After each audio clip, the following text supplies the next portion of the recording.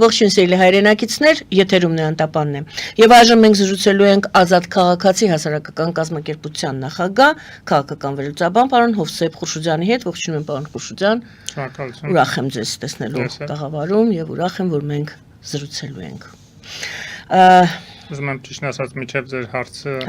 շնորհակալություն հայտնել նախ հրավերի համար եւ շնորհավորել ձեզ եւ իդեմս ձեզ բոլոր մեր կանանց մարտի 8-ի կապակցությամբ օրվա խորհուրդը հուշում է, որ այսօր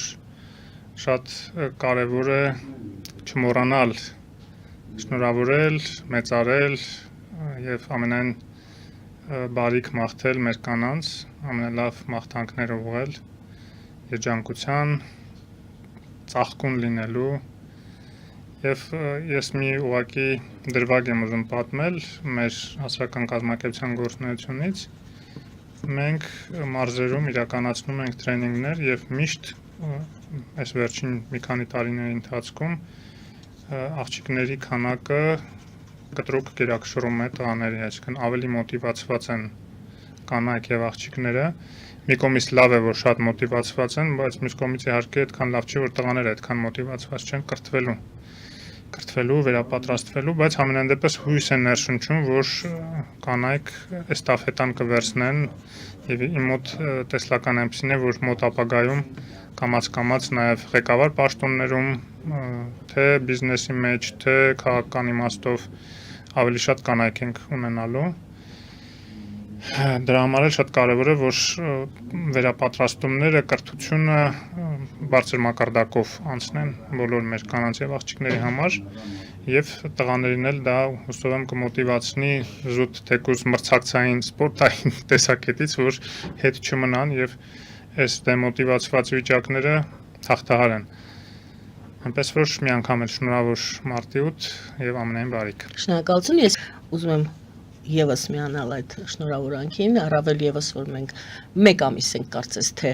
ունենք, մենք կանայք իրականում ամբողջ տարին պետք է չմոռանալ։ Այո, ամբողջ տարին ունենք։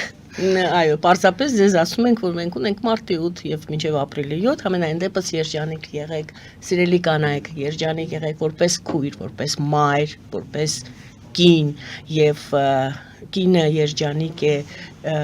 այն ժամանակ, երբ որ տեսնում է իր երեխաները առողջ են։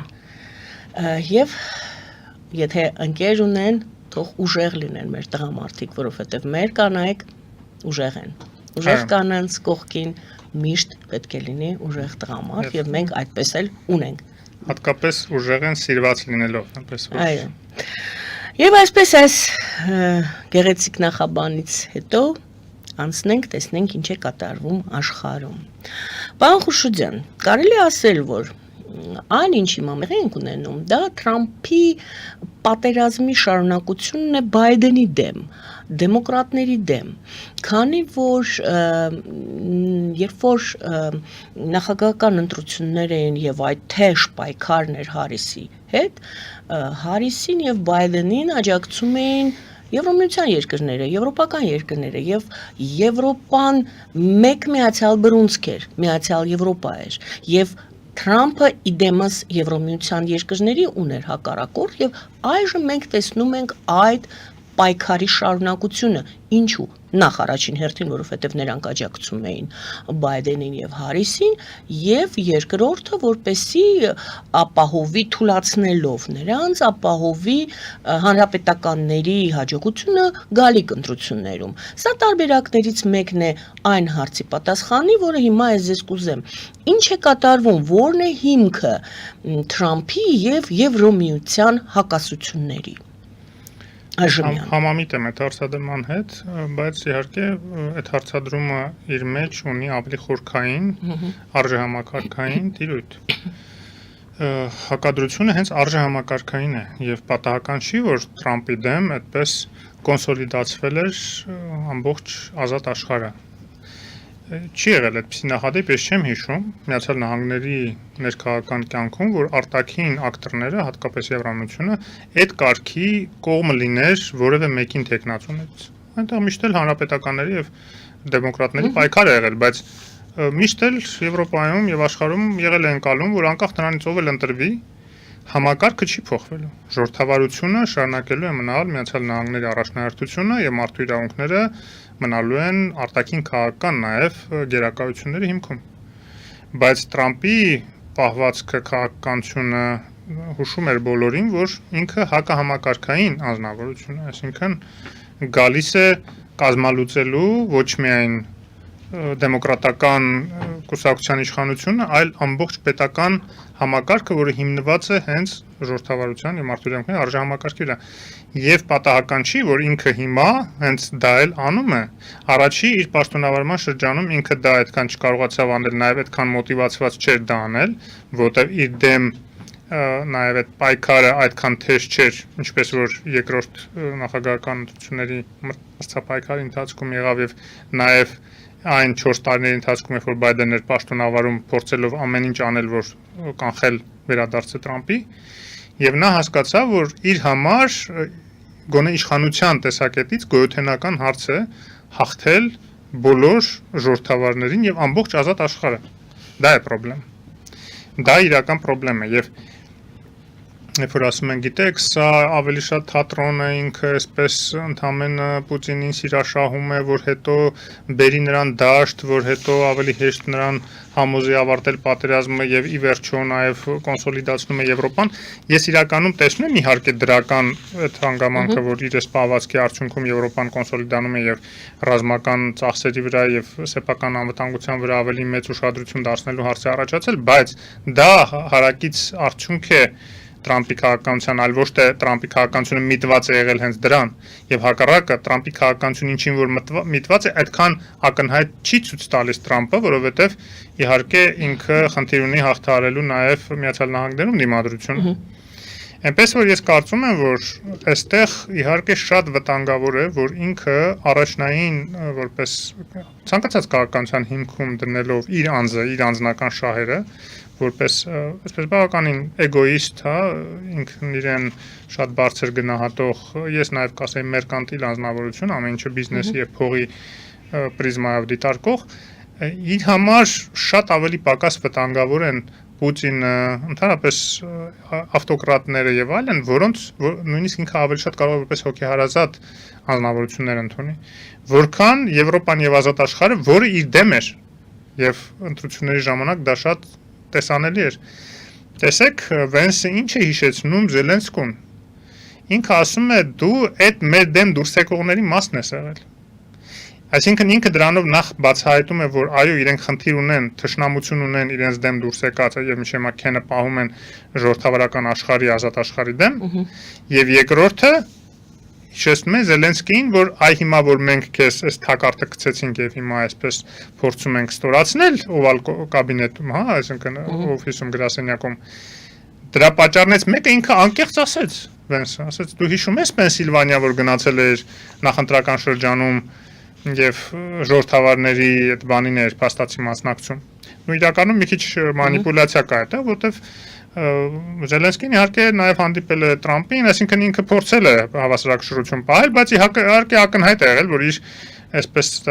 նախընտրությունները ժողովրդավարների կողմում են, բայց նաև որտեվ ժողովրդավարներն են այդ պահին իշխանության, իսկ ամեն րոպե իշխանության հետ լավ հարաբերություններ պահել Միացյալ Նահանգները կարևոր էր Ուկրաինայի համար, բայց ամենայն դեպս այնտեղ կար նաև Հանտեր Բայդենի հարցը, հիշում եք, որ նա թույլ չտվեց Տրամպին իրեն օգտագործել այդ կոմպրոմատների հարցում եւ այլն։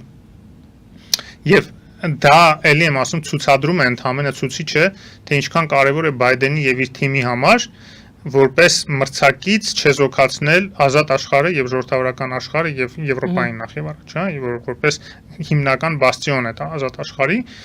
որը ժամանակին համագործակցում էր Միացյալ Նահանգների հետ, քանի որ այնտեղ ժողովրդավարներն էին իշխում, այսինքն նույն տեսակի մարդիկ ինչ որ Եվրոմիությունում, բայց հիմա փոխվում է եւ Միացյալ Նահանգները նոր աշխարհակաղակականություն է գծում, որը պետք է հասկանալ եւ Հայաստանի համար դա շատ կարեւոր է հասկանալ,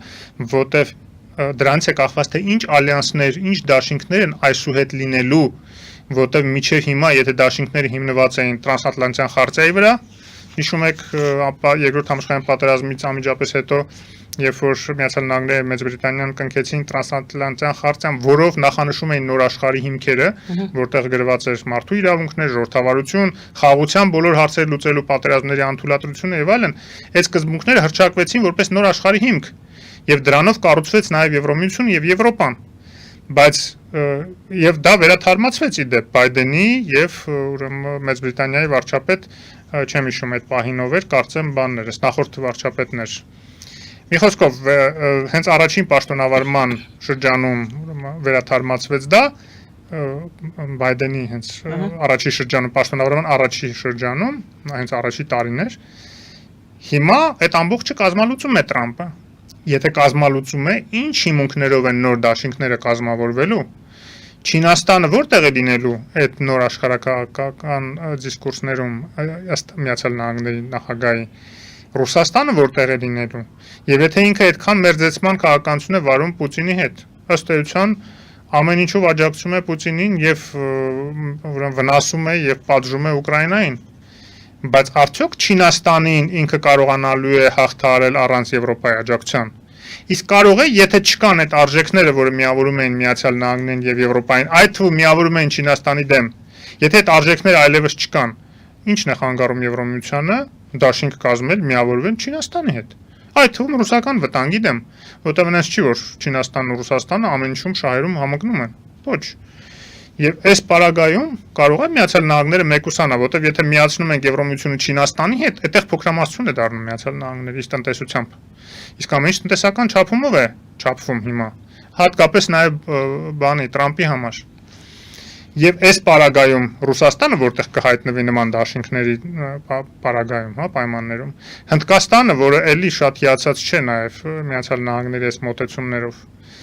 խառնվում է մի այլ կարգի, բայց ամեն դեպքում, եթե չկան արժեքներ որպես հիմք, այն ողնաշարը չկա, որի շուրջ պետք է կառուցվեն, ոնց որ միջև մա կառուցվել են դաշինքները, ոնց որ ՆԱՏՕ-ն է կառուցվել այդ արժեքների շուրջ, որտեղ ՆԱՏՕ-ն նախևառաջ քաղաքական դաշինք է։ Չգիտես ինչի տպավորություն է ստեղծում, որ ինքը ռազմական դաշինք է։ Ինքը ռազմաքաղաքական դաշինք է, որտեղ քաղաքական կոմպոնենտ ավելի մեծ է, քան ռազմականը, եւ այն չափորոշիչները, որ պարտադրվում են ՆԱՏՕ-ի անդամ տեխնատուների համար, նախևառաջ քաղաքական են, ժողովրդավարություն, մարդու իրավունքներ, ինստիտուտներ, լավ կառավարում, կոռուպցիայի դեմ պայքար եւ այլն։ Հետո նոր միայն ռազմական։ Հիմա Թրամփն ասում է, եթե դուք վճարման հարցը չլուծեք, ես ընդհանրապես ձեր վրա ՆԱՏՕ-ի այլ անդամների վրա հարձակման դեպքում Միացյալ Նահանգները փաս։ Դա ինքը նույնիսկ նախընտրական շրջանում էր ասում այդ նույն բանը։ Ինքը բավական հետևողական է այդ առումով։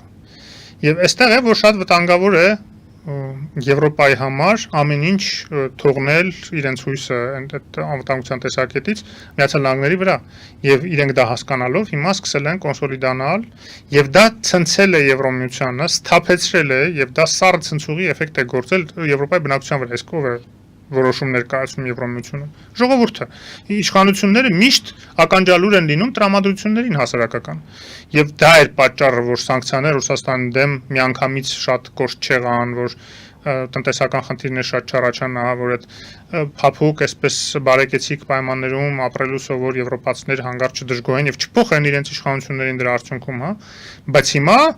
ժողովուրդն է Եվրոմիության պահանջում ռազմական ծախսերի ավելացում, որտեղ իրենք վտանգ են զգում։ Իրենք հայտնվել են նույն վիճակում, ինչ որ Հայաստանը։ Անվտանգությունը ավելի կարևոր է հիմա իրենց համար, քան տնտեսական ինչ որ առավելությունները, ինչ որ սոցիալական բարիքները եւ այլն եւ այլն, հա։ Դու հասկանում ես, որ կյանքի մահու հարց է արդեն Ռուսաստանին ոչ մեկ կարող է վաղը չկարողանա կանգնեցնել։ Եվ այստեղ շատ կարևոր է, որ Եվրոմիությունը ինչքան էլ հարուստ լինի, ինչքան էլ մեծ ծախսեր անի ռազմական, նաև իսկ 800 միլիարդի մասին արդեն խոսք գնում ռազմական ծախսերի ավելացումը, որը ռուսականից 5 անգամ ավելի շատ է ռուսական ծախսերից, որ պատկերացնեք, բայց թվում է թե չէ, այդքան մեծ ծախսեր անելով միանգամից Ռուսաստանին փշտ կանեն եւ կպրծնեն, բայց այդտեղ մի ուրիշ խնդիր կա։ Պատերազմներում հաղթում են նախ եւ առաջ նրանք, ում բանակները պատրաստ են կռվելու,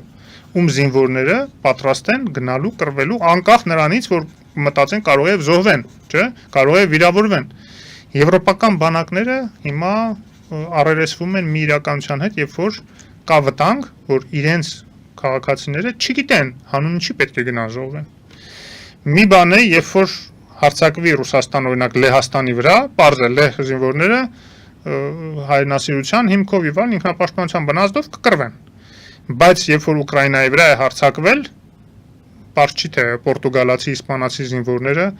հանուն ինչի պետք է գնան կռվեն, ասենք մեր համար է պարզ, որտեղ մենք գիտենք հետևանքները նման ագրեսորներին եւ դիկտատորներին բաց թողելու ինչ է լինում, հա, սանձերը թողած պահելով, բայց այդտեղի քաղաքացիները նախ պետք է այդ դուխը եւ այդ ատելությունը նայեն ինչ որ չափով վրթովմունքը այնքան մեծ լինի, որ իրանք պատրաստ լինեն կռվելու։ Հիշում եք Ալիևը ինչ էր ասում էր մենք մեր բնակչությանը տարիներ շարունակ ապահովեցինք այդ խոր ատելությունը հայերի հանդեպ, որը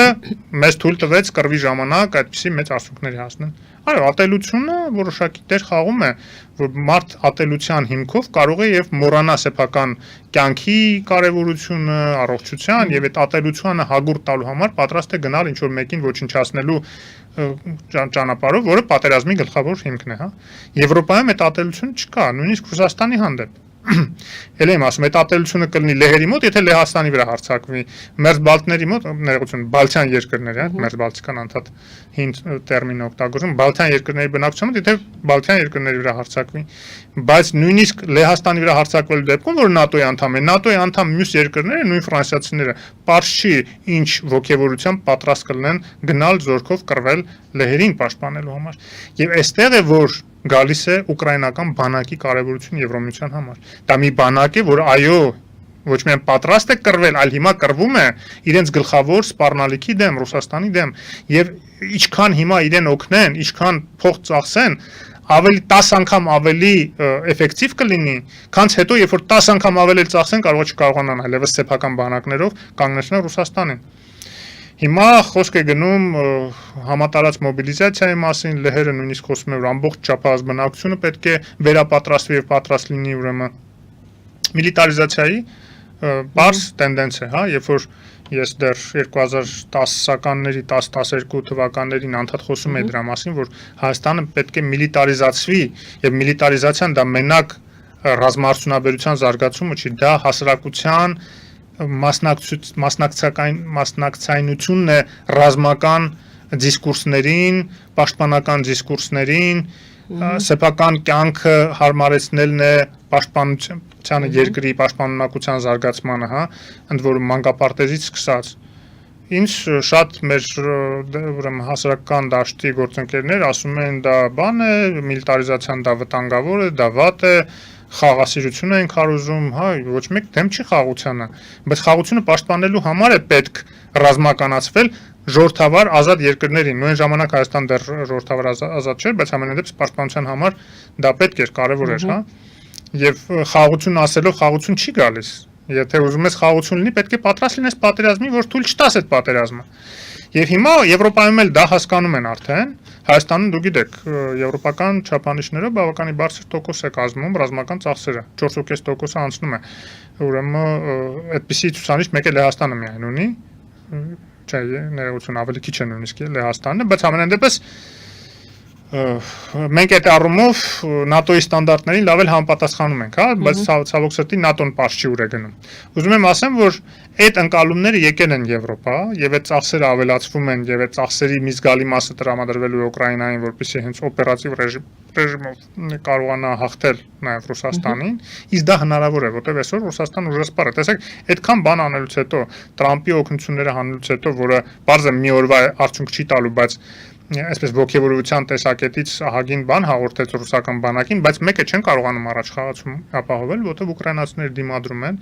Արդեն ուկրաինական ռազմաարդյունաբերությունը կամաց ոտքի է կանգնում, դրոնների արտադրությունը հազարներով է արդեն տեղի ունենում եւ իրենք դրոնների դաշտում, այսինքն ավտոմատ կառավարվող այդ սարքերի, հա, առաջ են Ռուսաստանից եւ Ռուսաստանը հիմա փորձում է ծավալներ այնքան ավելացնել, բայց դրա համար էլ է պետք որոշակի տեխնիկա, տեխնոլոգիա, որը Չինաստանից ինքը կարող է այլևս չստանալ։ Այս պայմաններում, երբ որ ինքը մերձենում է Միացյալ Նահանգների հետ, Չինաստանը իր վերանայումներն է անելու։ Ուզում եմ ասեմ, որ այս պարագայում իհարկե մի քանի խնդիր կա լուծելու։ Եվրոմիությունը այս իր կոնսոլիդացիայի եւ ռազմական ծախսերի ավելացման հարցը պետք է լուծի, որը պետք է ներառի նոր եվրոպական տիրույթ անվտանգային, որտեղ ի դեպ Թուրքիան էլ է իրեն տեսնում, որը մեր համար շատ կարևոր է, այո, մեր համար դա շատ կարևոր է։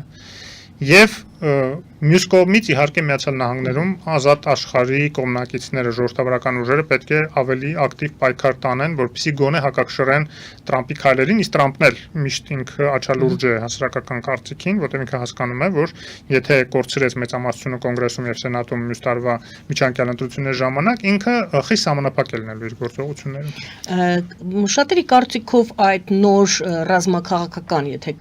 ՆԱՏՕ-ի տրամաբանությամբ եք ուզում այդպես ձևակերպումը տանք, նոր ռազմաքաղաքական այդ ալյանսը, եթե ձևավորվի, Ուկրաինան իր տեղը այնտեղ ունի եւ շատերն ասում են, որ այդտեղ ոնց որ դերերի բաժանում կա ի սկզբանե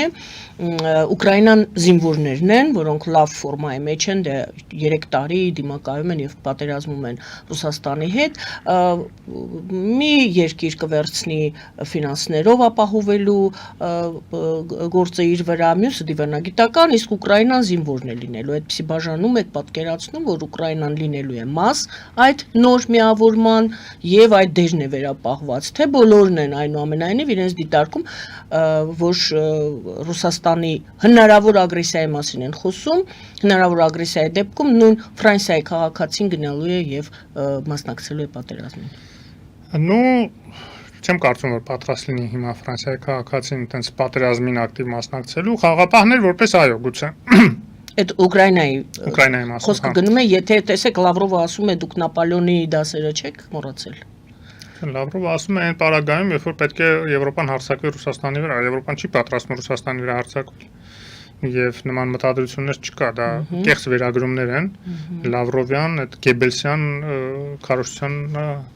հարազատ։ Բայց Եվրոպան ուզում է պաշտպանի Ուկրաինային, հենց նոր ֆաշիստական ըստ էության քաղաքականությունից, որ Ռուսաստանը վարում է Ուկրաինայի դեմ։ Եվ այս պարագայում իհարկե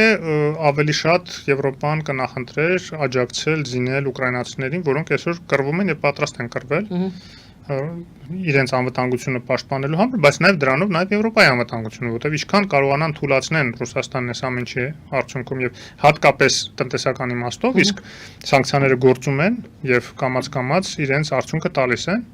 այնքան ավելի հետագայում կարող են այդ նոր աշխարհակարգը, որ ամեն դեպքում ձևավորվի, ավելի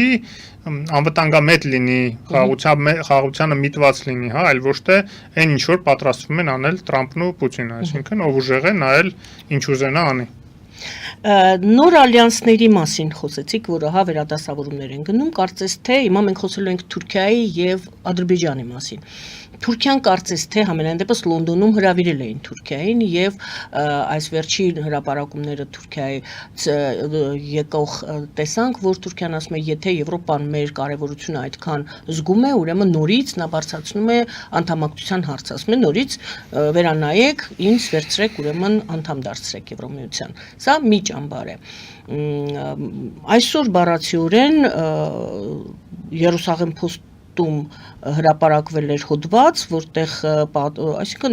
հրապարակվել էր Իսրայելի վարչապետի գրասենյակի հաղորդագրությունը, որտեղից մենք տեղեկացանք, որ Իսրայելը հաղորդագրության մեջ ասվում է հետևյալը. Իսրայելը ներգրավված է Միացյալ Նահանգների հետ շարունակական քննարկումների մեջ Իսրայելի, Ադրբեջանի եւ Միացյալ Նահանգների միջև եռակողմ համագործակցության ամուր հիմքեր ստեղծելու համար։ Այսինքն մեկ այլ վերաշարադրած տարբերակում խոսվում է Միացյալ Նահանգներ, Իսրայել, Ադրբեջան ալյանսի մասին ինչ որ։ Եթե դեռ դա նոր առաջին անգամ ենք մենք տեսնում, որ Իսրայելը ասում է մենք այդ ուղղությամբ աշխատում ենք, որ Ադրբեջանին վերցնենք մեզ հետ մեկ ալյանսի մեջ։ Ստացվում է, որ Թուրքիան հայտնվելու է Եվրամիության այդ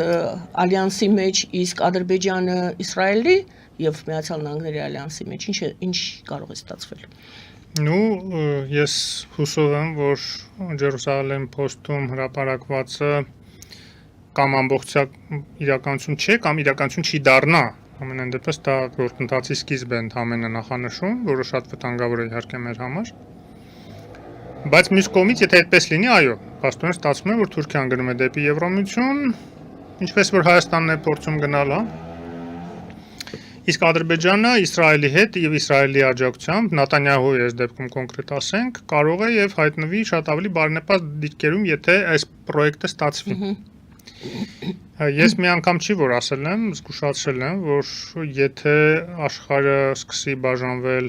Տրամպի առաջադրած սկզբունքներով, այսինքն մերկանտիլ, նյութապաշտական, հանքերի, փողի առումով, հիմքը դա ընդունվի, ով ավելի շատ հանք ունի Տրամպին տալու, նա ավելի լավ դիրքերում կհայտնվի, այստեղ իհարկե Ադրբեջանը ավելի շահեկան վիճակում է հայտնվելու։ Եթե ոչ մի արժեք չունի ժողովրդավարությունը, մարդու իրավունքները, ազատությունը, այլ նշանակություն ունի միայն հանքերը եւ ազդեցությունները տվյալ դեպքում Իսրայելի, որը որ ֆինանսական էլի ազդեցություն է որոշ իմունացած տեղեկություններով, որ որոշ իսրայելյան միլիարդատերեր են փրկել Տրամպին մի քանի անգամ այդ բաներից, սնանկացումներից, նման պայմաններում Հայաստանը առավել քան ուրեմն եւ առավել եւս պետք է Եվրոմիության հետ իր քաղաքականությունը սերտացման արագացնի եւ դա վերջին հույսն է մնում Հայաստանի։ Եվ կան իհարկե կարծիքներ, որ Հայաստանն էլ քիչ բան չունի առաջարկելու, մենք էլ ունենք հանքեր, մոլիբդեն, ոսկի, այդ սակավ ուրեմն այդ սակավահող մետաղներ, հա, այդ ռեդկազիմելնի մետաղ, չունեմ տարբեր կերպ են դա թարգմանում հայերեն եւ կարելի է փաթեթով դա առաջարկել Ադրբեջանին, ԱՄՆ-ին Միացյալ Նահանգներին Տրամպին կոնկրետ։ Գուցե դա ինչ-որ էֆեկտ գործի, հա, բայց այստեղ էլ մենք այդ ծավալի հանքեր առաջարկելու չունենք, որտեղ Ադրբեջանը ունի ավելի կարևոր հանքեր, որոնք նավթն ու գազն են։ Մենք մեր հույսը աշխարհագրության վրա ենք դրել։ Հիմա այստեղ կարևոր հանգաման կարող է լինել հայկական սփյուռքը, որը որ Տրամպի համար, եթե ինքը ակտիվ է եւ ինքը կարող է որոշակի դերակատարություն ունենալ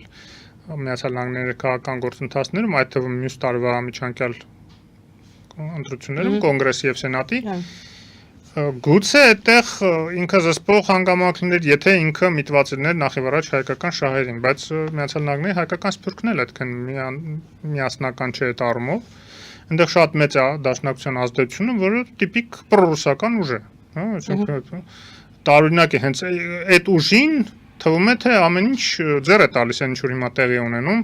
ամերիկա-ռուսական մերձեցում, մենք տեսնում ենք նաև դաշնակցության այս վերջի համաժողովների ընթացքում ինչ կարծիք է հնչում, որ շարունակել ապավինել Իրանին եւ Ռուսաստանին, ինչ է դա նշանակում, դա նշանակում է, որ դաշնակցությունը գոնե իր մասով Միացյալ Նահանգներում ոչինչ չի անելու, որ այսօրվա Հայաստանի պետությունը ստանա Միացյալ Նահանգների աջակցությունը, հակառակ ամեն ինչ անելու են, որ այսօրվա Հայկաստանի պետությունը չստանա Միացյալ Նահանգների որևէ օժանդակություն, որ այստեղ տեղի ունենա իշխանափոխություն, թե ինչ կգործնենք դրա հետ, ինչ տարածքներ կգործնենք, անկախություն կգործնենք, իրենք չեն էլ թաքցնում, որ թքած ունեն դաշնակցությունը, իր հայտնի շրջաբերականում ասում էր, որ կարևորը բանը Արցախն ու Հայաստանը հարատև են, ոչինչ որ Ռուսաստանի, ասենք, մասեր նույնիսկ կազմեն, ընդ որում հիմա քանի որ Արցախի ուրեմն հայաթափում տեղ ունեցավ եւ այլն, այդ նույնը վերաբերում է միայն Հայաստանին, չնայած իհարկե խաբեությունը կտարածեն, որ չէ, դա հերիք է կծվենք Ռուսաստանին, Ռուսաստանը sense կվերցնի Ղարաբաղն է կտա Հայաստանին, հələ մի բան էլ ավել, մասից սարել կտա, այդ ստերը, այդ հեքիաթները միշտ կերակրել են դրանով, չէ, որ կարողացել են այսպես Հայաստանին կցորդ պահել Ռուսաստանի, եւ այս պարագայում իհարկե նաեւ Սփյուռքում այսպես կոնսոլիդացիայի, հայամետ կոնսոլիդացիայի կարիք կա, այսինքն որ Հայաստանը դառնա կարևոր իրենց համար առաջնահերթություն,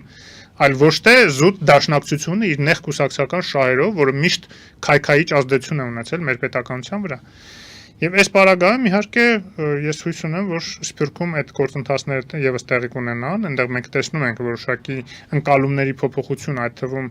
այսպես ազդեցիկ մարդկանց մոտ, որոնք որ շատ թե քիչ այսպես չեզոք են եղել միջև հիմա, բայց ես հույս ունեմ, որ կամաց-կամաց դա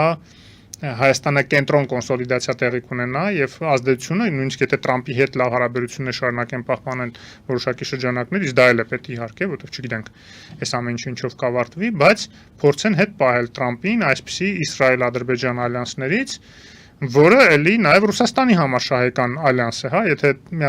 Տրամպի Միացյալ Նահանգներն է խավորություն անելու, այնտեղ Ռուսաստանի շահերն էլ անպայման հաշվի կառնվեն, այդ թվում կարող է ստիպեն եթե նման ալյանսներ ձևավորվեն, փորձեն գոնե ստիպել Հայաստանին տարբեր FSB-ներ բերել Սյունիքում կանգնացնել ճանապարհներին, հա, եւ այլն։ Գիտեք ինչ, դեռևս Թրամփի եւ Պուտինի հանդիպում տեղի չի ունեցել, բոլորը դեռ ենթադրությունների մեջ են եւ այդ ենթադրություններից հիմնվելով ինչ որ ենթադրությունների վրա հիմնվելով նոր ենթադրություններ են անում եւ ասում են, ահա, կանաչ լույս է բացվել, հիմա Ռուսաստանում հենց Ռուսաստանում են համարում, որ իրենց համար կանաչ լույս է վառվել, որպեսզի նրանք գան գրավեն, Հայաստան գրավեն, Մոլդովա գրավեն, այդ խորհրդային Բալտիկա, այդ Սոլովյովի բանն է ասում, Բալտիկա գրավեն, այո, դառնա այդ իրենց խորհրդային միություն երկուսը։ Կարող ենք մենք այսօր գոնե ասել, որ դեռևս պարզ չէ Թրամփը եւ Պուտինը իսկապես Միացյալ Նահանգները, այ մենք սկսեցինք նրանից, թե ինչով է տարբերակներից մեկը ինչով կարելի է բացատրել Թրամփի այս շարժումները Եվրամիության հետ։ Դա արդյոք նշանակում է միանշանակ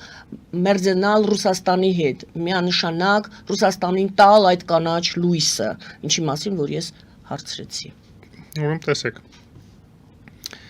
Թրամփի քաղաքականությունը հենց այն որ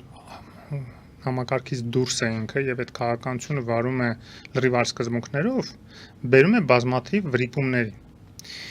Մի բան է ավանդական քաղաքականությունը ցանկացած երկրի, որը հիմնված է ավանդույթի վրա։ Իսկ այդ ավանդույթը ներառում է տարբեր տարիներին արած հաշվարկներ, փորձառություն, որ եթե այսպիսի քայլ անես, ինչ հակադարձություն կլինի, ինչ վնասներ կլինի, եւ ամեն փոքր քայլը նույնիսկ հաշվարկված է։ Դրա համար պատահական չի, որ նույն Միացյալ Նահանգները այսպես ամեն քայլ անում է շատ զգուշավոր, այսպես նույն հատկապես Եվրամիությունը, որտեղ իրենք գիտեն, որ ամեն քայլ կարող է ինչ-որ հետևանքների բերել եւ իրենք ուզում են այդ ամբողջը հաշվարկել նոր ամեն քայլ։ Թրամփի քաղաքականությունը այդպեսին չի։ Ինքը կարծես լինի այն փիղը հաղճապակի այդ բանում, հա, խանութում, որ խոսք կա, չէ՞, ասենք ինքը որ մտնում է, ինքը մի հատ շարժում էլ անի, ինքը ամբողջը ջարդուփշուր ալնում։ Նույնիսկ եթե ինքը չի ցանկանում այդ ջարդուփշուր անի, բայց ինքը այդպեսին է իր այությամբ, փիղը չի կարող հաղճապակի փոքրիկ խանութում այլ կերպ վարվել, քան ամեն ինչ ջարդուփշուր անել։ Եթե նույնիսկ էլ եմ ասում, միտումնավոր չի անում դա, չի ցանկանում դա։ Հիմա տեսեք, Կանադայի դեմ սանկցիաներ, որպես օրինակ, հա։ Նու սանկցիաներ չէ, տարիֆներ, այսպես ասենք, որ ըստ էության սանկցիաներ են դառնում, էլի, այսպես։ Դա բերել է նրան, որ նույն Միացյալ Նահանգների հյուսիսում, Չիկագո, Դեթրոյթ, այդ քաղաքներում ուրեմն գտնվող մեքենաների արդյունաբերությունը, ավտոպրոմը, հա, ավտոմեքենաների արդյունաբերությունը շատ ծանր վիճակում է հայտնվել։ Ինչի, որտեղ ինքը պահեստամասերը արտադրում էր Կանադայում, բերում են հավաքում են Միացյալ Նահանգներում։ Բոլորին ծեր էր տալի դա եւ կանադացիներին եւ Միացյալ Նահանգներին։ Ճիշտ է, աշխատատեղեր էր ստեղծել Կանադայում դրա արդյունքում, բայց ավելի էժան էր ինքը սա պատրաստում է ավտոպահեստամասը, ինչի շնորհիվ իրենց մեքենաները ավելի էժան էին վաճառվում։ Հնարավոր էր մրցունակ լինել այլ մեքենաների հանդեպ աշխարհում արտադրվող, հա։ Հիմա երբ որ դա վերացավ, ինչ է ասում Թրամփը։ Արդարանում է, երեկվա հարցազրույցն եմ ասում։ Արդարանում է, ասում է, հա, դա ճիշտ է, ինձ դիմում են, ասում են մի ծանր իրավիճակ է ստեղծվել եւ այլն, բայց ասում է, այդ ժամանակավոր է, հիմա այն բոլոր նրանք, ովքեր որ դրսերն էին տարել այդ պահեստամասերի արտադրությունը, ստիպված կբերեն հետ եւ արմիությունները տեսեք ինչքան գոհ են։ Շին Ֆեյնին էր ինքը մեջ բերում, ասում էր, տեսեք, Շին Ֆեյնը, որ նույնիսկ իմ դեմ է եղել ընտրությունների ժամանակ, հիմա ասում է ամեն ինչ ճիշտ է անում։ Հա կարող է արմիությունները գոհ լինեն, որ աշխատատեղեր պետք է ավելանան Միացյալ Նահանգներում, բայց ինչ գնով արդյունաբերողները գոհ չեն, որտեղ արդյունաբերողները տակ են տալու եւ ավտոպրոմը տակ է տալու, ինչքան ուզում է տարիֆներ կիրառի, որտեղ այդ տարիֆներ կիրառելու հակառակ ծայրն էլ կա, չէ՞, կոդեմել են կիրառում տարիֆներ։ Եվրոմիությունը ասել է, Ֆրանսիան էլ ասաց, մեր դեմ ինչ տարիֆ կիրառել, մենք էլ ենք կիրառել։ Կանադան իր դեմ կիրառած տարիֆների անմիջապես հետո նույն 25% տարիֆներ հայտարարեց 120 քանի միլիարդի շրջանառության վրա։ Եվ նույնը Չինաստանը, տեսեք Չինաստանը ինչ է ասում, բաց տեքստով ասում է, դեսպանի մակարդակով ասում է, պատերազմ ես ուզում, կստանաս պատերազմ, տնտեսական ես ուզում, տնտեսական կստանաս, այլ ես ուզում, մենք այլել ենք պատրաստ։ Այդ ոնց է այտենց ոգևորվել Չինաստանը, ինչի հաշվին է այտենց դուխավորվել։ Որտեղ տեսնում է, որ մենակ է մնացել Միացյալ Նահանգները։ Իր գլխավոր ռազմական եւ ռազմավարական դաշնակիցը Եվրոմիությունը այսօր ինքը վանել է Եվրոմիությանը եւ Չինաստանը տեսնում է մեծ պոտենցիալ Եվրոմիության հետ համագործակցելու, ավելին ասեմ, ինչ է ասում Չինաստան Ուկրաինայի մասով, ասում է որ Ուկրաինայի բանակցություններին, Ուկրաինայի հարցի շուրջ, Ուկրաինան պարտադիր պետք է ներկա լինի եւ Եվրամիությունը պարտադիր պետք է ներկա լինի։ Պատկերացնում եք։ Չինաստանն է դա ասում։ Միացյալ Նահանգները գնում է սեպարատ ռուսների հետ ինչ-որ բան պայմանավորվի, Չինաստան ասում է հոп, բա Եվրամիությունը ու ինչ պետք է անեն Եվրամիությունում դրանից հետո չպետք է սկսեն մտածել վերանայումների մասին արտաքին քաղաքականության։ Այն ինչ որ իրանք Չինաստանի դեմ նաև Միացյալ Նահանգների ճնշման արդյունքում իսկ Միացյալ Նահանգները ունեցել է մեծ, չեմ ուզում 5-րդ շարասյուն ասել Եվրամիությունում, ազդեցության շրջանակներ է ունեցել շատ ազդեցիկ, որոնց վրա մեծ ներդրումներ է արել տասնյակ տարիներ շարունակ։ Հիմա կորցնում է ինքը դա։ Կորցնում է բարից բուն իմաստով։ Ոչ միայն կորցնում է, որտեղ այդ մարդիկ կորցնում են իրենց ազդեցությունը Եվրամիության քաղաքականության վրա, որտեղ Եվրամիության մյուս շրջանակներ ասում են մի րոպե։ Հա, հասկանում ենք, դուք Միացյալ Նահանգների շահերի առաջամարտիկն եք, սպասարկողն եք, մենք էլ ձեն չէինք անում, որտեղ Միացյալ Նահանգները մեր դաշնակիցն էր։ Բայց հիմա Միացյալ Նահանգները մեր դեմ է, Ռուսաստանի դաշնակիցն է կամաց-կամաց իրեն որպես դրսևորում, էլ դուք ում եք պետք։ Ոչ միայն դրա համար, այլ նաև որ այդ մարդիկ իրենք ներքուստ լինելով եվրոպացի ասում են մի րոպե։ Մենք այսպեսի Ամերիկայի շահերի առաջ մղողը չենք։ Մենք հեգեմոն ազատ աշխարհի առաջամարտիկ Ամերիկայի ժողովրդավարության մարդու իրավունքների առաջ մղող Ամերիկայի շահերի եւ ազդեցության ուրեմն տարածողն ենք, բայց Տրամպի գերին հո չենք։ Մենք խոսում ենք Եվրոմիությունում Տրամպի պոտենցիալ դաշնակիցների մասին, որոնք այլևս դաշնակից չեն, որտեղ իրենք դաշնակից են Բայդենին, ժողովրդավարներին, Միացյալ Նահանգներին ընդհանրապես, բայց ժողովրդավար Միացյալ Նահանգներին, ազատ աշխարհի հեգեմոն եւ առաջամարտիկ Միացյալ Նահանգների դաշնակիցներն են եւ շահերի եւ ազդեցության առաջմղողները, բայց ոչ կոնկրետ Տրամպի, որը որ լրիվ անհասկանալի եւ հակաեվրոպական քաղաքականություն է վարում։ Ես խոսում եմ Եվրոպայի ներսում Տրամպի ազդեցության գոտիների չեզոքացման մասին։ Ինչի եմ դա ասում, որտեղ այդ գոտիներն են, այդ մարդիկ են, այդ շրջանակներն են, որ Եվրոմիությանը միշտ բերել են Միացյալ Նահանգների հետ համատեղ Չինաստանին ճնշելու քաղաքականությանը։ Եթե այդ մարդիկ չլինեն, իրենց ազդեցությունը չլինի եւ իրենք էլ վերանայեն իրենց հարաբերությունները Միացյալ Նահանգների հետ, Եվրոպան կարող է լրիվ շեղվի դեպի Չինաստան։ Եվ ասեմ մի րոպե, Չինաստանը ոչ մեզ ասում է կգամ Գրենլանդիան կգրավեմ քո։ Ոչ մեզ ասում է տարիֆներ կկիրառեմ քո դեմ։ Ինչ էլ կիրառում ենք, մենք ենք կիրառում, նոր իրանք ինչ որ հակադարձում են կամ չէ։ Ինչի պետք է մենք Չինաստանի հետ այսպես լարված հարաբերություններ պահենք, ինչա թե այնտեղ Տրամպը ուզում է Չինաստանին բան անի։ Սեղմի։ Հիմա հստակ ձևակերպում եմ խնդրելու ձեզանից։ Արդյոք կարելի ասել, որ Միացյալ Նահանգները շրջվել են դեպի Ռուսաստանը եւ Ռուսաստանի հետ արդեն կարելի ասել, որ մեկ ճամբարում են, որը հակառակ է Եվրոպային։ Եվրոպան հայտնվել է այլ ճամբարում։ Դուք ասում եք կարող է Չինաստան լինել, մենք խոսում ենք Թուրքիա կարող է լինել, հետները ավելացրած դեղ Կանադա եւ այլն։ Այո, դրանք արդեն կարելի են, մենք կարող ենք այդ մասին արդեն խոսել, որ երկու տարբեր իրար դեմ ուղված ճամբարներ են ձևավորված։ Ոչ, չենք կարող, որտեվ դա մենք տեսնում ենք նախանշաններ, որ այդ գործընթացը, որ սկսվել է, կարող է բերել դրան, բայց այդտեղ բազմաթիվ եթեներ կան։ Այդ եթեներից մեկն է, որ կարող է Տրամպին ուղղակի թույլ չտան տենց գնալ, այդքան հեռու գնալ Ռուսաստանի հետ իր խաղերում։ Դեռ ինչպես ասում են գեղեցիկ կարմիր գծերը հատված չեն, ձեր կարծիքով։ Որոշ կարմիր գծեր արդեն հատված են, բայց ոչ այնպիսի կարմիր գծեր, որոնք կարող են բերել հեղափոխության հենց Միացյալ Նահանգներում կամ հենց նույն հանրապետական կուսակցությունը։ Այսինքն դուք կարծում եք, եթե խորանա Տրամփի այդ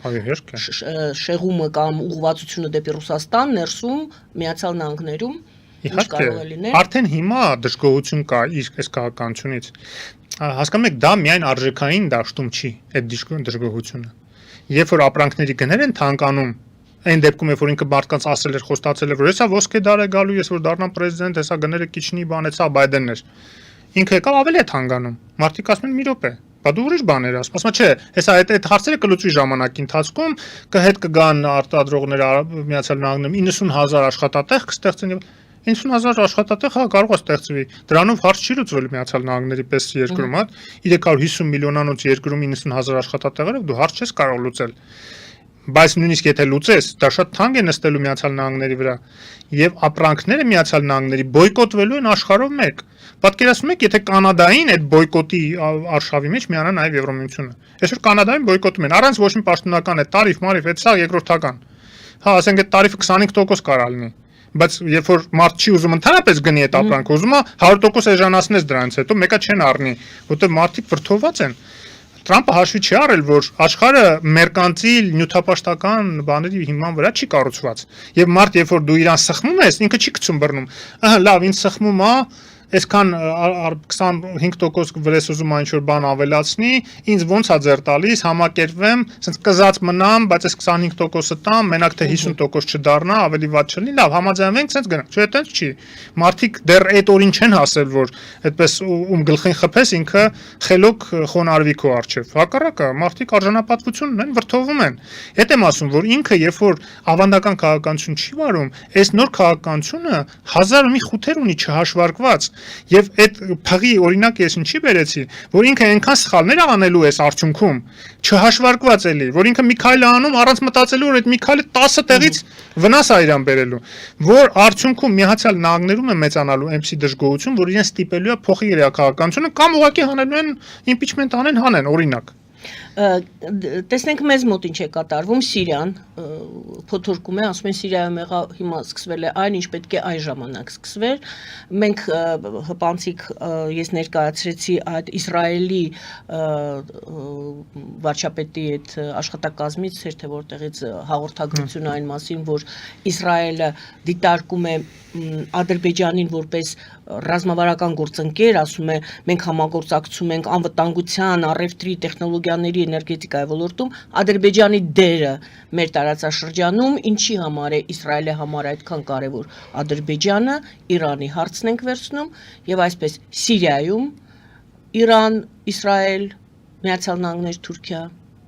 մեզ մոտ ավելի փոքր տարածաշրջանում Ադրբեջան, էլի նորից Իրան եւ հետո արդեն կտեսնենք մենք այդտեղ ինչ պետք է անենք։ Սիրիայում Իսրայելը լուրջ խնդիր ունի Թուրքիայի հետ։ Պրոքսի կառավարություն է ձևավորել Թուրքիան Սիրիայում, որը որ Իսրայելի համար սպառնալիք է։ Այսօր դեռ չէ, որտեվ թույլ է, բայց ինքը հիմքեր ունի կոնսոլիդացնելու Սիրիայի բնակչությունը իսլամիստական սկզբունքների հիմքով։ Ընդ որում, այս դեպքում արդեն այդ կոնսոլիդացիային չի խոչընդոտելու էթնիկ բաղադրիչ։ Ուրեմն Ասադին դա խոչընդոտում էր, որտեվ Ասադը ալևի էր, ալևիները ընդամենը փոքրամասնություն 15%-ից փոքրամասնություն են Սիրիայում։ Բայց սունիները, որոնք բացարձակ մեծամասնություն են, պատրաստ են այդ կոնսոլիդացիայի համար։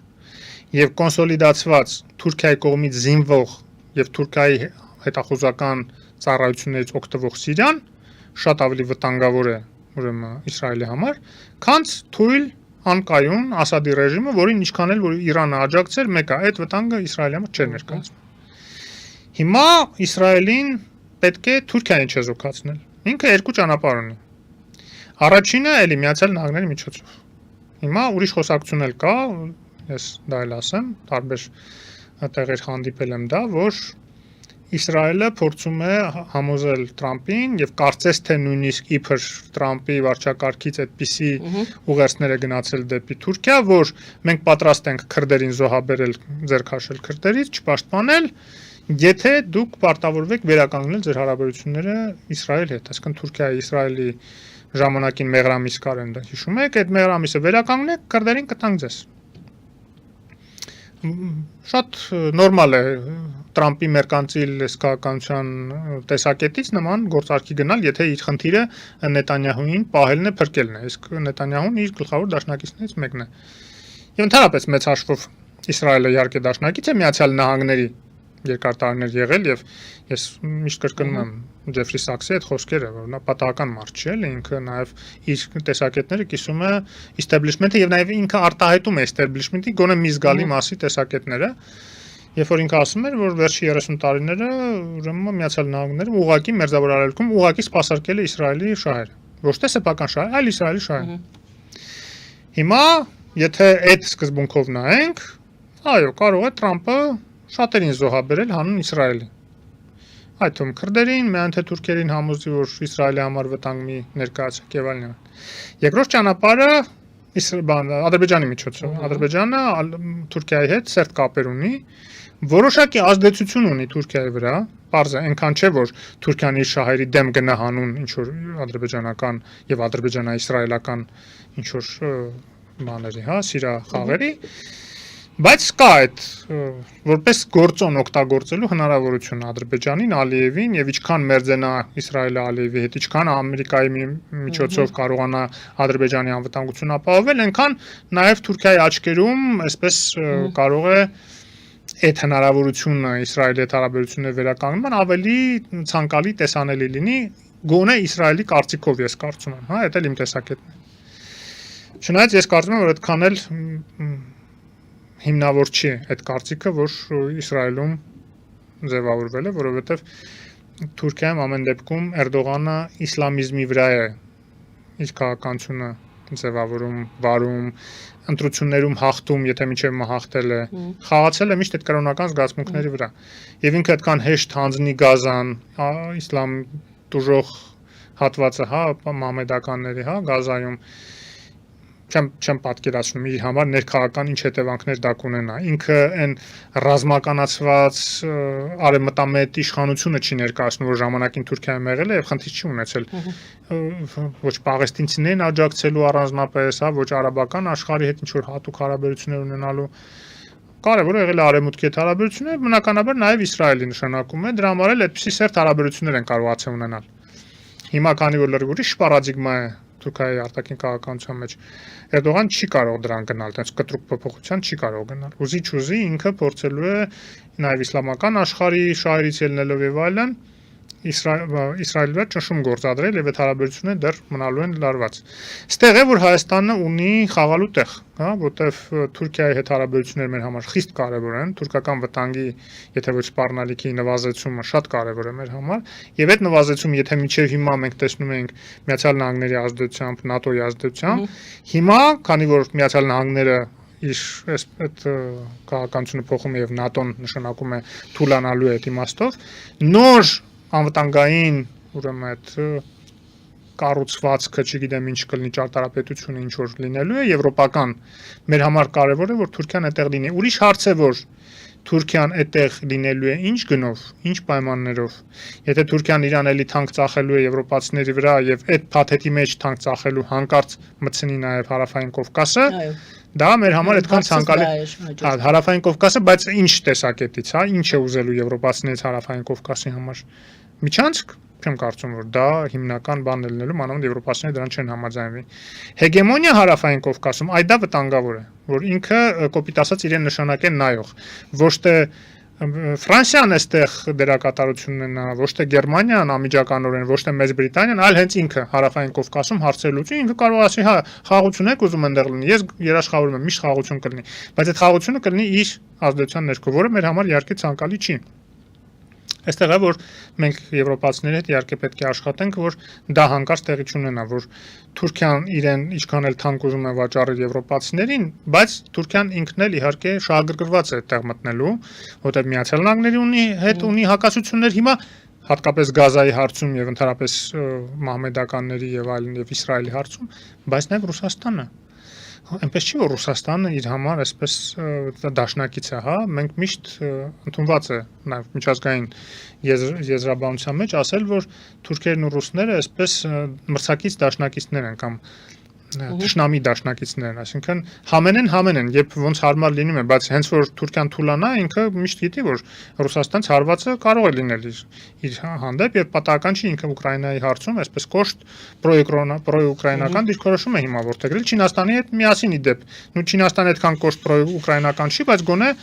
այդ հարցում աջակցում է, ասում է, ուրեմն Ուկրաինան եւ Եվրոմիությունը պետք է լինեն բանակցությունների մաս։ Ուզում եմ ասեմ, որ մենք պետք է այս ճարտարապետության ձևավորման մեջ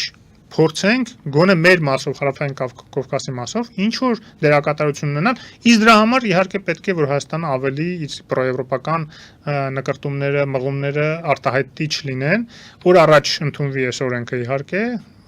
երկրորդ ընթերցման արդեն եւ որը ոչ պակաս կարեւոր է, դրանից հետո արդեն մենք մտածենք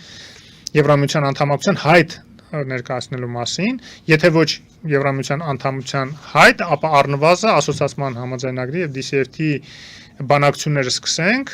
այդ միանալու այդ համաձայնագրերին, համապատասխանաբար դուրս գանք հապկից եւ այդ ուղղությամբ արդեն դիսկավորենք մեզ եվրոպական այդ նոր անվտանգային ճարտարապետության մասը որպես։ Այս ինֆորմացիան, որ մենք ունեցանք, որ կառավարությունը որոշում կայացրեց Եվրամիությունում Հայաստանի ներկայացությունում պաշտպանական կցորդ նշանակելու մասին եւ ինչպես հասկացանք նաեւ նույն ձևի կցորդ է լինելու ՆԱՏՕ-ում։ Սա ինչ որ նորություն է, սա լավ է, սա ինչ որ առաջընթաց է, թե սա ընթացիկ process է, դրան ինչպես է պետք արձագանքել կամ ընկալել այդ ինֆորմացիան։ Շատ դրական է, շատ լավ է, ուղղակի դա փոքր քայլ է, այո, ընթացիկ փոքր քայլ է, որը պետք է վաղուց արվեր։ Լավ է որ արվեց, բայց շատ մեծ ինչ որ նշանակությունը դրան պետք չտա։ Այդ դեպքում նորից հետ եմ գալիս նույն հարցին, երբ որ ես հարցեցի Հայաստանը իր հույսը դրել է աշխարհագրության վրա, ես սա պատասխաններից մեկն էր։ Ինչի վրա է, ինչ ունի առաջարկելու այս իրավիճակում Հայաստանը։ Մենք տեսնում ենք Ադրբեջանը որքան ակտիվ է եւ այստեղ, այնտեղ եւ Սիրիայում է հիմա ինքը դեր խաղում, Թուրքիա, Իսրայել եւ Իրանի հարցում է դեր խաղում, ամենայն դեպս փորձում է դեր խաղալ։ Դա քաղաքական որպես խաղացող եւ իհարկե դե մենք նավթը գիտենք հարցը այն չէ որ մենք մրցակցում ենք Ադրբեջանի հետ օրինակ բերեցի գուցե ոչ այդքան հաջող մենք ինչ ունենք այս պահին առաջարկելու Ну ես ասացի արդեն խոսքը գնում նրա մասին որ հանքերը նույն ձևի ոնց որ Ուկրաինան առաջարկեց Միացյալ Նահանգներին ու կրակն ընկավ ճիշտն ասած այդ առաջարկի ինքով այդ իր Զելենսկու առաջարկն է եղել դեռ աշնանը Թրամփի ընտրվելուց հետո ինքը այդ գաղափարը տվել է չգիտեմ ինչ շահեց ինչ տուժեց դրա արդյունքում բայց էդ էլ գիտեք վտանգավոր է մի բան առաջարկում ես քեզանից տասնապատիկ հզոր տերությանը առանց իմանալու առանց մտածելու թե ինչ հետևանքներ դա կարող է ունենալ ոնց կընկալի այդ առաջարկը նա կարող է ավելի մեծախորժակներ հրահրես եւ հետո տակից դուրս չկարողանաս գաս հազարը մի հարց է առաջանում այդտեղ եթե ոչ այդքան adekvat գոնե քո արժեհամակարգի տեսակետից ոչ այդքան adekvat կարող է մերկանտիլ բիզնեսի տեսակետից շատ էլ adekvat է գործում Թրամփը բայց մեծ քաղաքականության տեսակետից Միացյալ Նահանգների շահերի տեսակետից իմ կարծիքով նա adekvat չէ նույն փղի պատմությունն է հաղճապակու այդ խանութում հա բայց մենք մի անգամ այդպիսի բան ունեցել ենք, ճիշտ է, շատ կոպիտ համեմատություն կարող է լինի, երբ որ Քոչարյանը 2001 թվականին, 2001-ին գույք պարտքի դիմաց առաջարկեց Ռուսաստանին, արդյունքում գույքը տվեցինք, պարտքը ինչ որ չնչին պարտք մարվեց, բայց ոչ մի ներդրում չարվեց Գույքը սպանվեց։ Գույքն է սպանվեց, այո, մեր տնտեսության որպես մի կարևոր մաս։ Ну պարզ է, Միացյալ Նահանգները չեմ կարծում սպանի որևէ հանք, հակառակը, եթե հանքը վերցնի միջև վերջ կօգտագործի, բայց այդտեղ էլ միջև վերջ օգտագործելու հարցը, հա, ինչ էկոլոգիական ստանդարտների հարց է առաջ գալիս։ Ամուլսարի դեպքում գոնե շատ է քիչ։ Վրա մի քիչ ավելի երկար կանգնենք, հա։ Փորձենք, հա, հիմա ամուլսարի պահով մենք ունենք շատ ավելի դրական ինչ որ հաշվարկներ, քան գործող մնացած հանքերն են։ Զուտ էկոլոգիական տեսակետից, հա, նույնիսկ բնապահպանները երբ որ խոսում ես, ընդունում են, որ այն մնացած հանքերը ընդհանրապես ահավոր բան է տեղ ունենում, հա, նույն պղձամոլիբդենային, թեղուտի հանքավայր եւ այլն, հա։ Բայց նույնիսկ այստեղ կան հարցեր, հա, շմագի եզրակացություն կա, ես շատ խորացած չեմ, բայց այնպես չի, որ սենց իդեալական մի հատ հանք է լինելու։ Ուրիշ բան է, որ այդ հանքը ափալ-թափալ էսպես, հա, հապճեպ, հապշտապ հայերեն բառ օգտագործենք, ուրեմն տվեցին փողը այդ 150 միլիոնը հատկացրեցին կառավարությունը, այն մի բան, որ առաջ նույնիսկ վարկային ինչ որ բաներ էր լինում, այսպես ձգձգվում էր, բայց հիմա շտապ արեցին, որպեսզի Միացյալ Նահանգները, իսկ հիմա այնտեղ փայատերերը նաև Միացյալ Նահանգներից են, գոհ լինեն, որ այդ հանքը նաև ներդրումների տեսակետից այսպես դաշտ բացվի այլ տեղերում ներդրումներ ապահովելու, բայց ընդհանուր առմամբ այն որ այս բանձամոլիբդենային հանքի սեփականատերը Տրոցենկոն վաղուց ուզում էր վաճառել հանքը զուտ սանկցիաների տակ ընկած լինելու պատճառով ինքը որպես օլիգարխ ամերիկյան սանկցիաների տակ է եւ եվրոպական եւ նաեւ հանքին էր դա վնասում ինքը ուզում էր դա վաճառել ու առաջ իրեն ոնց որ խոսակցություն կա, որ թույլ չեն տրվել։ Մոսկվայից իրեն թույլ չեն տվել դա անել։ Հիմա արդյոք հիմա երբ որ Ամերիկա-ռուսական հարաբերությունները բարելավում են, արդյոք դա թույլ կտան իրեն թե չէ, ես էլի խիստ կասկածում եմ, որովհետև այնպես չի որ Տրամպն է դեպի Ռուսաստան քայլեր անում, բայց այնպես չի որ մենք տեսնում ենք Ռուսաստան դեպի Միացյալ Նահանգներ քայլեր անի եւ հանուն ինչի պետք է անի, երբ որ բարձ չի 3 տարի, 4 տարի հետո Տրամպի փոխարենով լինելու։ Դե Ռուսաստանն ասում է այս պահից պետք է օգտվեմ ես, ընդհանրապես դա։ Այլ ոչ թե ինչ որ բաներ զիջել։ Ավելին ասեմ, այսօր ռուս հայկականները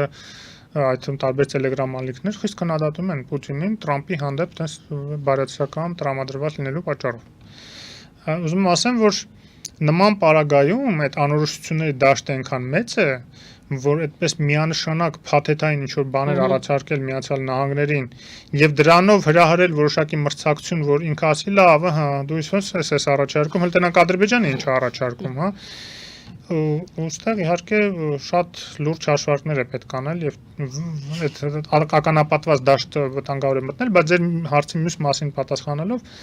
Ադրբեջանի համար էլ այնքան էլ չի որ ինքը նույն այդ ականապատ դաշտը չի մտնում ուզի թե չուզի եւ այդ ականապատ դաշտը ես միայն այդ հանքերի պահ նկատի չունեմ, ես նկատի ունեմ նաեւ Իսրայելի հետ մերձեցում հարաբերությունների, ինչքան էլ որ թվում է Իրանը հիմա թուլանում է եւ այլն ճնշումների տակ է, բայց Իրանը մնում է Իրան։ Եվ հողի վրա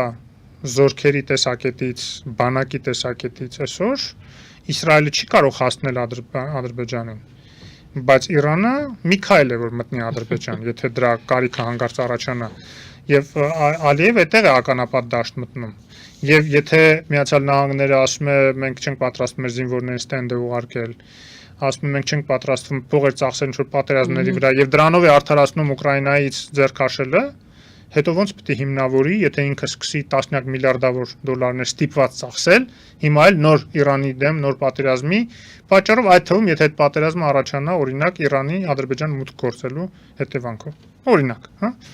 Այնպես որ այնտեղ էլ շատ լուրջ վտանգներ եւ ռիսկեր կա Ադրբեջանի համար եւ այստեղ է որ խաղի դաշտը բոլորի համար բացվել է, ընդհանրապես ցանկացած ճգնաժամ, իսկ այսօր միջազգային հարաբերություն ճգնաժամ է, բերում է լայն հնարավորությունների եւ լայն սպառնալիքների դաշտ։ Եվ քեզանից է կախված դու կընկնես այդ սպառնալիքների տակ, թե կկարողանաս օգտվել այդ հնարավորություններից։ Մնում է հույս ունենալ, որ Հայաստանի Հանրապետության դիվանագիտությունը կկարողանա ճիշտ կողմնորոշվել այս իրավիճակը։ Տեսնենք։ Այսպես ձևակերպում տվեցինք եւ այս հույսով